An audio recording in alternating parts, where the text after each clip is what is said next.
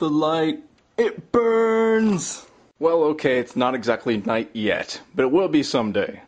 Later on. I wonder what this is. What is that? Oh, special little card. So I'll buy from this person again. Smart.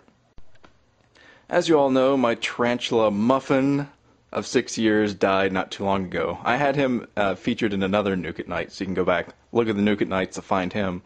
But yep, he died, and I was like, I wonder if I should get another tarantula. So I got two. I got one and then another one as a freebie. So this is me unboxing. I haven't looked at these guys yet, so we're going to find out if they made it in one piece. So okay, the moment of truth. All I found in this box was this card, the order, a cold pack, and this little dish. Here we go, MB. So this will be my Socotra Island Blue Leg Baboon Tarantula, which is a very, very expensive tarantula. I wouldn't recommend it for beginners. So yeah, I think it's time to take these guys out of the vials so I can get off to work here in a bit. Tarantulas are quite interesting pets.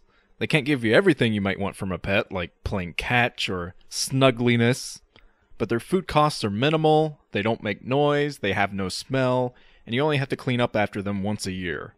That definitely counts for something. They're also a pet that's very misunderstood.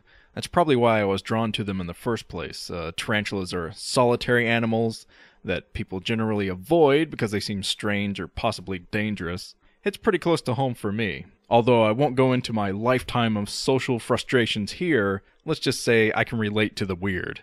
The thing I like most about tarantulas, I think, is that they truly do have personalities. Every tarantula behaves differently, and there's actually a lot of variation within just one spider's lifetime. The process of molting, when a tarantula sheds its skin and becomes 1/3 larger, can create a polar flip of behavior change akin to puberty. When Muffin would molt, he would sometimes decide that he needed to make a burrow, or lay a bunch of webbing around. After the next molt, I would never see him make a burrow again. His interest in webs was off and on his entire life, and since Muffin was a male tarantula, he underwent the most drastic behavior change a spider can have. He lost all interest in eating and decided to devote himself to finding a female instead, which ended up costing him his life. I tried to feed him, but he just thought girls were more important. Stupid boy. My new dudes or dudettes have already promised to be very different pets than what I've had before. I named my Socotra Blue Cupcake, because inappropriate spider names are my forte. Also, the goofier the name, the easier it is to talk about with other people. Cupcake started to make burrows as soon as I put her in her container, which surprised me. This species loves to hide, but also spends quite a bit of time above ground, I've noticed.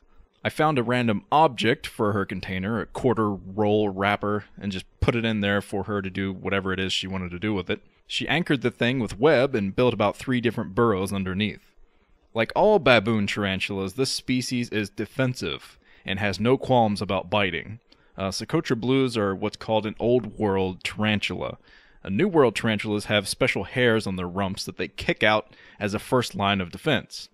Old World tarantulas do not have this, so they will just straight up kick your ass. I probably won't be handling Cupcake, but that's okay. She's just fun to watch. My other guy, my freebie, is a Brazilian salmon pink bird eater, a New World tarantula.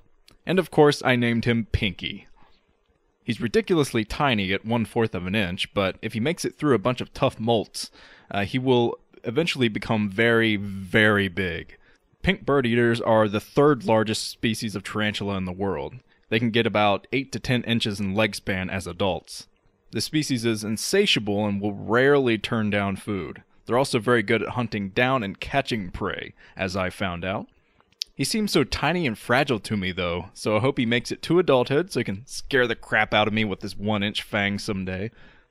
If they both make it to adulthood, Pinky will be about twice as large as Cupcake. There's no way of determining the genders now, but my instincts were correct with Muffin. He seemed like a dude when I got him, and he was a dude. So I feel my spy dar is top-notch. Anyway, those are my new little weirdos. Hopefully, I'll have more Nuke at Nights of them as they grow up. before they become adults, break out of their containers, and kill me in my sleep. Nah, they wouldn't do that. They're too cute.